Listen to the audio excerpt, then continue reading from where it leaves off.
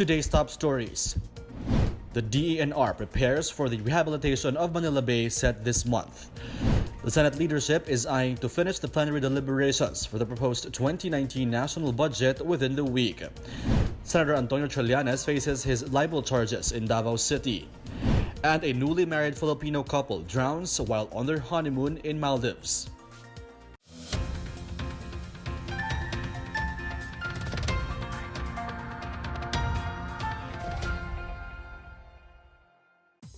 Good day, I'm William Theo. Welcome to the PNA Newsroom. Rehabilitation works at Manila Bay are set to begin this month, with the government tapping stakeholders to work on the cleanup effort. The Department of Environment and Natural Resources is in the middle of preparations to spearhead the initiative. More on this from Rom Dulfo. The DENR is in the thick of preparations for the rehabilitation of Manila Bay set this month. The rehabilitation operations of Manila Bay, a major fishing ground, will begin on January 27.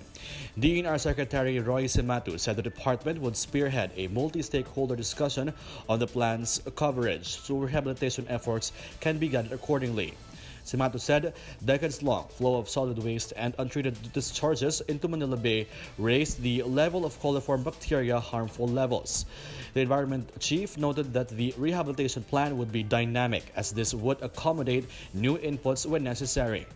Several companies have also pledged support for the rehabilitation, including Manila Water Services Incorporated, which vowed to provide guidance on pipe laying. Last week, Simato conducted an ocular inspection of pipes discharging into Manila Bay to trace the sources of untreated wastewater. Earlier, the DENR undertook several measures for the bay's rehabilitation, including the establishment of the Manila Bay Command Center. The center will oversee zonal operations of a field office in each of Metro Manila's coastal areas of Manila, Las Piñas, Pasay Parañaque, and Malabon, Navotas. DENR also reported looking into technologies for treating water pollutants in Manila Bay. The agency will also run after violators of environmental laws. For the PNA Newsroom, I'm Rom Dulfo. The current Philippine e-passport maker says no passport loss or breach has occurred in the Department of Foreign Affairs. APO Production Unit Incorporated Chair Michael Dalumpine says all data and equipment used in producing the old machine-readable electronic passports have been deposited to them. He says APO's IT team restored the data and is now stored inside their plant in Lipa, Batangas. APO officials met with Foreign Affairs Secretary Teodoro Locsin Jr. and the Office of Consular Affairs. This after Locsin revealed that this previous passport contractor ran off with the data in their possession. Meanwhile, Senator Nancy Binay called for a review of all government contracts with third-party software and data management providers amid the alleged data breach in the passport system. Binay urged the Office of the Solicitor General to ensure that providers would return all information handed to the government after the termination or end of their contracts. Malacanang believes that the voice of President Rodrigo Duterte is a powerful influence on the ratification of the Bangsamoro Organic Law. This after Defense Secretary Delfin Lorenzana bared that the president will join a big rally on January 18 in Cotabato City to appeal to people to vote for the measure. Presidential spokesperson Salvador Panelo did not confirm the president's attendance, but he says the president will abide by the will of the sovereign people. Panelo stressed anew that it is up to the people to decide on the ratification of the BOL through the plebiscite set on January 21. He says the president may campaign for the measure if needed. The BOL, previously known as the Bangsamoro Basic Law, is considered as one of the Duterte administration's biggest legislative achievements.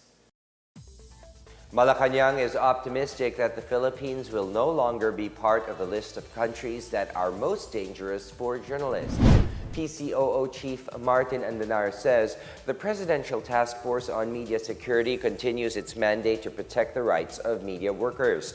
He He says the task force, led by Undersecretary Joel Egco, continues to educate journalists on measures for their protection by distributing handbooks on personal security measures for media practitioners. The Philippines fell off the list of the most dangerous countries for the media.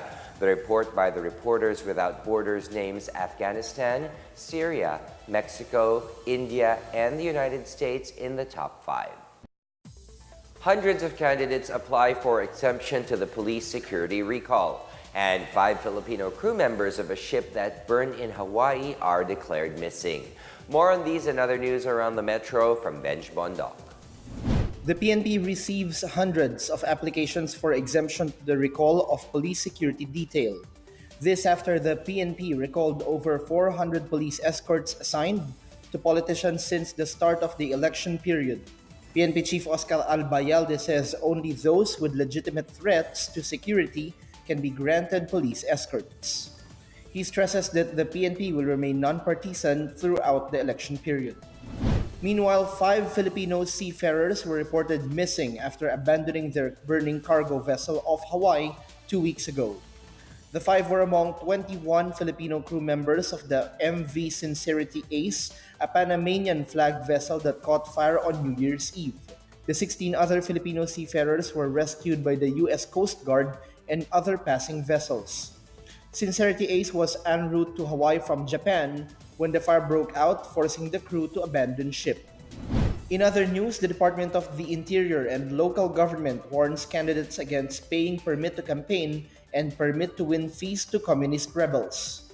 The DILG advises local officials against directly or indirectly giving financial, material, and political support to communist terrorist rebels as well as other non-state actors. Those who are known to have supported communist rebels will face sanctions such as imprisonment and a fine of up to 1 million pesos. For the PNA Newsroom, I'm Benj Bondok. Still to come, the Senate leadership is eyeing to finish the plenary deliberations for the proposed 2019 national budget within the week. Authorities seize over 700,000 pesos worth of suspected Shabu inside a jail in Dumaguete. More on these when the PNA Newsroom continues.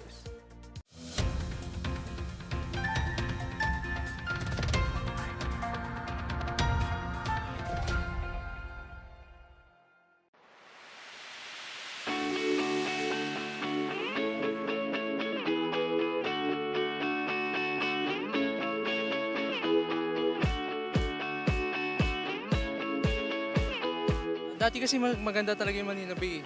Hindi katulad ngayon, polluted na. So kailangan talagang linisin, gaya nun sa Boracay. Mas maraming turista, maingganyo. Masyad. Kahit linisin kasi ng linisin, hindi rin. Wala rin mangyayari. Kasi dati nang ginagawa yun, hindi naman malinis-linis kasi siguro sa mga tao na rin yun. Hindi maan sa disiplina ba? Sumasang-ayon po ako kasi isa rin po itong maaaring pasyalan po. At kung malilinis po ang Manila Bay, yung risk sa kalusugan ng mga taong nagpupunta doon ay mababawasan. Tama talaga na i-rehabilitate ang Manila Bay. Para sa atin lahat din yun, di ba? Magkaroon tayo ng magandang environment, mabuhay uli yung Manila Bay, para magkaroon tayo ng maayos na papasyalan, lalakaran, di ba? Pagka maganda yung hangin. Sumasangay ako linisin pero ang problema kasi magkakaroon ng reclamation. So parang magiging conflict. Definitely, para maalis na yung dumi dyan sa Manila Bay. Abay, nakakahiya, hindi lang sa Pilipinas, sa buong mundo nakikita ang karumihan.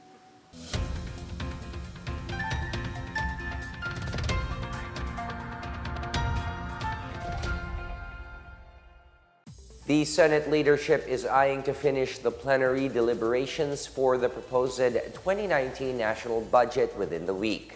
More on this story from Miguel Hill.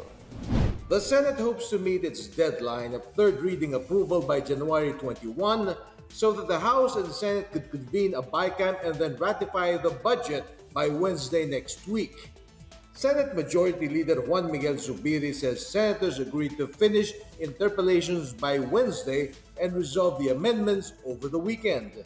Members of the Senate were saying that let's come in good faith, listen to the parameters, kung mukhang sincere din naman nila ayusin itong problemang ito, i-abolish tapos ilagay na lang sa national budget yung pondo, di wala na kami pagdidebatihan. Senators met in an all-member caucus earlier to discuss the timetable for the proposed 3.75 trillion national budget. Senator Lauren Legarda, chair of the Senate Committee on Finance, says the chamber will continue to hold marathon sessions to ensure the immediate approval of the 2019 budget.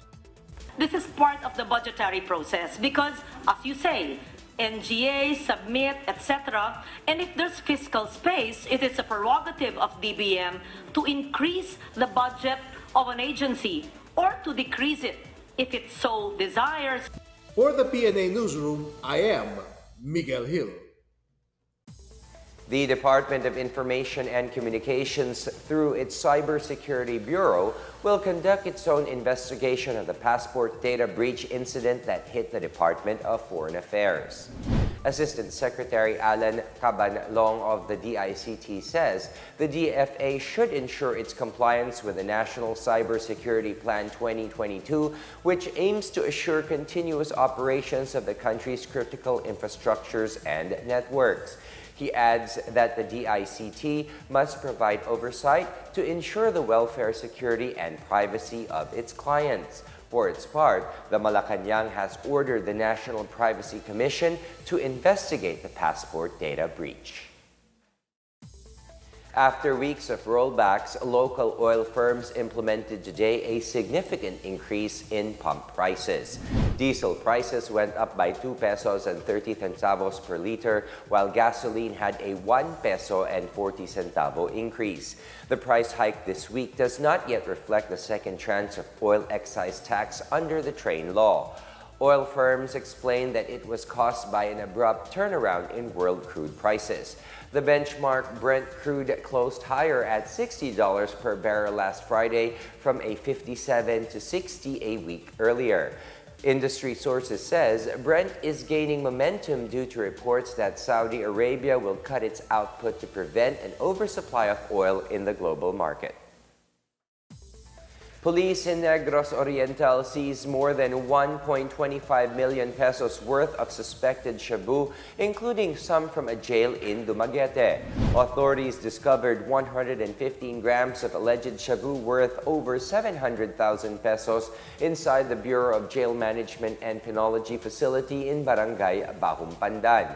Also recovered were cash, a digital weighing scale, 6 cell phones, and other illegal drug paraphernalia. These items were recovered under the dapog or makeshift stove in the kitchen.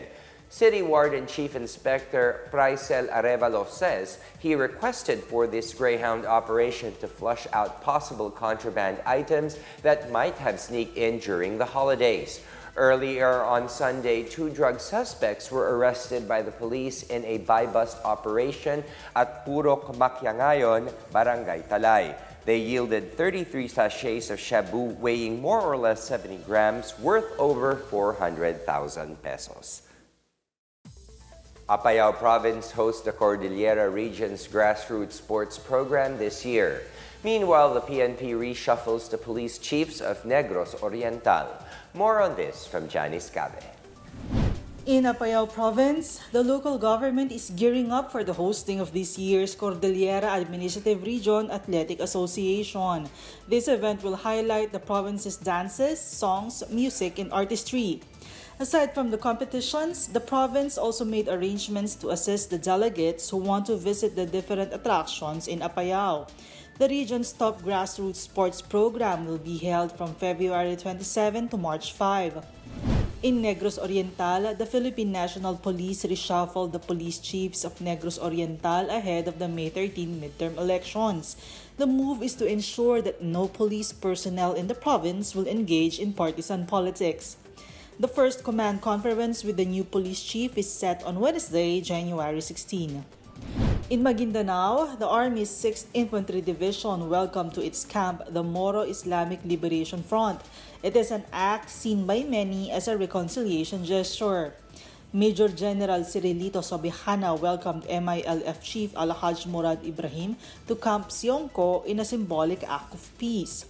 Back in August 2018, Sobihana visited Murad at the MILF main base in Camp Darapanan, Sultan Kudarat. Sobihana said they would always support all government peace initiatives. For the PNA Newsroom, I'm Janice Cave. Up next, Senator Antonio Trillanes faces his libel charges in Davao City. A Filipino couple drowned while on their honeymoon in Maldives. The PNA Newsroom returns after these reminders.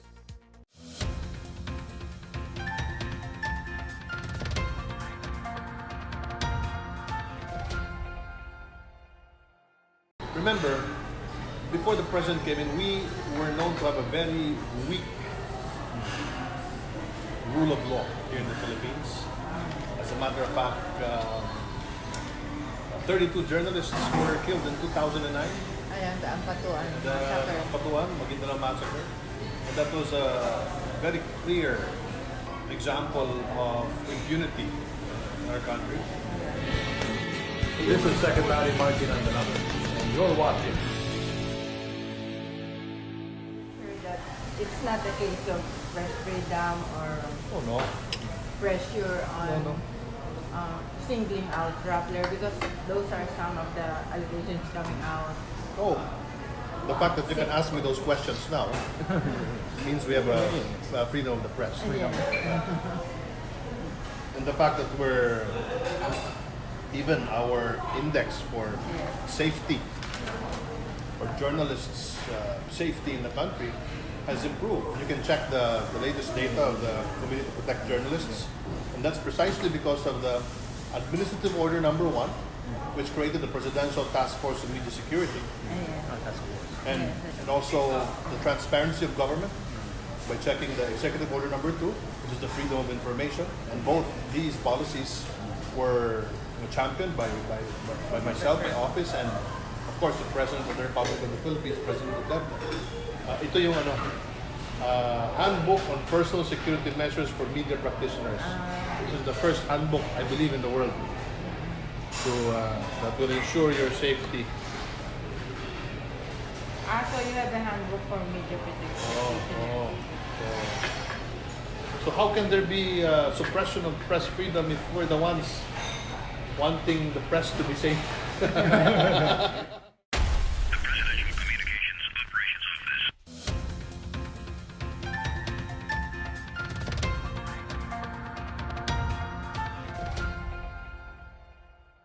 Senator Antonio Trillanes IV flew to Davao City today to face the libel cases filed against him by presidential son Paulo Duterte. Trillanes is facing 4 counts of libel at the Regional Trial Court Branch 54. The cases stemmed from Trillanes' allegation made in an interview where he accused Duterte and his in-law, attorney Mans Meneses, of extorting money from ride-sharing firms. Attorney Madrid Danao, legal counsel to Paulo, says they filed the case to disprove the senator's allegations and clear their name. On the other hand, Trillanes says the city's declaration of the senator as persona non grata will not stop him from personally facing his charges. Meanwhile, mediation procedures between the two parties have been temporarily set for March 21st. Danao says they are hoping to reach a settlement along with an apology from Trillanes. A newly married Filipino couple drowned on Sunday while on their honeymoon in Maldives. The Department of Foreign Affairs confirmed that the 29-year-old wife and her 30-year-old husband were guests in a resort in Difusi Island. The two were snorkeling when they drowned. The DFA is currently in touch with the two victims' next of kin and vowed to help in the repatriation of the remains. The Philippine Embassy in Dhaka has been instructed to coordinate with local authorities. The couple from Laguna were married on December 18 and left Manila for their honeymoon on January 9. The two were rescued by resort workers but were pronounced dead upon arrival at a local hospital. In our foreign news, nearly 200 ASEAN delegates gathered in Vietnam to develop measures to speed up sustainable tourism development. Nguyen Trung Can, General Director of the Vietnam National Administration of Tourism, says the tourism sector contributed to better political and cultural understanding and closer bilateral and multilateral cooperation. The forum seeks to intensify cooperation efforts to promote ASEAN as one tourist destination and to promote intra-block tourism. The forum will also provide a platform for the sales of regional and individual tourism products of ASEAN member countries through a 3-day international travel fair. The sellers are from Vietnam and other 9 ASEAN members, and the buyers are from 32 countries and regions, mostly in Europe, Asia, and the Americas. And in sports, Barangay Ginebra scored the first win of the new PBA Philippine Cup season with a trumping of TNT Katropa at the Philippine Arena on Sunday. The barangay pulled away late in the first quarter and finally repulsed the Katropa in the last quarter, but not without some scares in the second and the third periods. Japeth Aguilar led the lopsided win with 21 points, 4 rebounds and 3 blocks, and 1 steal for Ginebra. Tay-Tay Chodoro put up 4 points in his first PBA game for Ginebra. R.R. Pogoy made 21 markers, 16 boards, 1 assist, 2 steals, and 1 block for TNT. David Semerad and Mike Miranda were scoreless in their respective debuts for the PLDT franchise.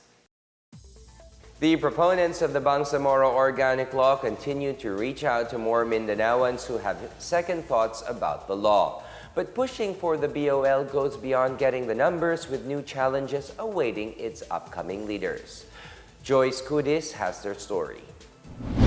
The plebiscite to ratify the Bangsamoro Organic Law is set for January 21 for areas listed in the envisioned Bangsamoro Autonomous Region in Muslim Mindanao, and on February 6 for those which later applied for inclusion.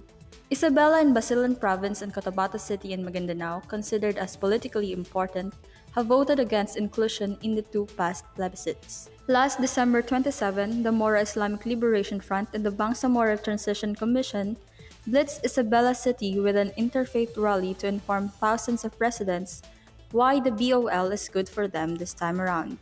ARMM Governor Mujib Hataman debunked rumors about the new region that discriminates against Moros, Christians, and Lumad. Cardinal Orlando Quevedo of Cotabato City expressed optimism that Isabelenos this time are open-minded towards the BOL.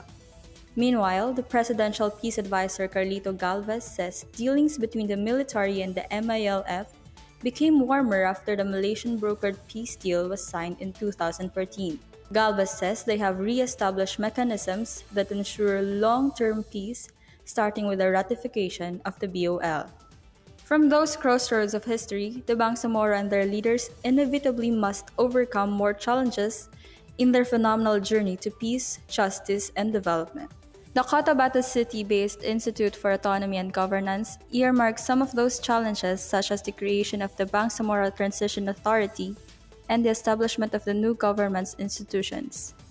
The IAG says the collective hope for the BOL is that it eventually comes with a clear path to peace and development in Muslim Mindanao.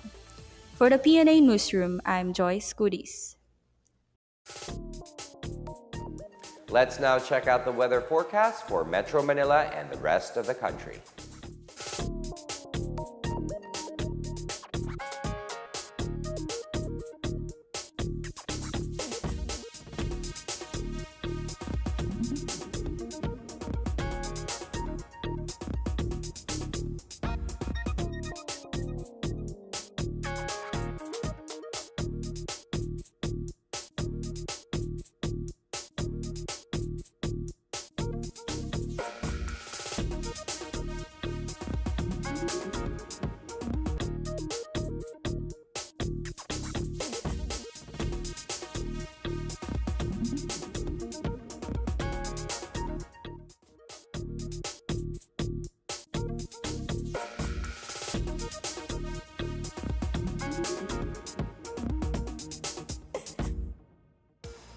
Here's another look at today's top stories. The DENR prepares for the rehabilitation of Manila Bay set this month. The Senate leadership is eyeing to finish the plenary deliberations for the proposed 2019 national budget within the week. Senator Antonio Trillanes faces his libel charges in Davao City. And a newly married Filipino couple drowns while on their honeymoon in Maldives. Thank you for watching another edition of the PNA Newsroom. To check out these and other stories, visit the PNA website or follow the Philippine News Agency on Facebook and Twitter. For more stories about the government and how it serves the Filipinos, look for these hashtags in all of our social media platforms and websites. And that's your daily dose of the latest news and information that you need to know. From the PNA Newsroom, I am William Theo. Good day.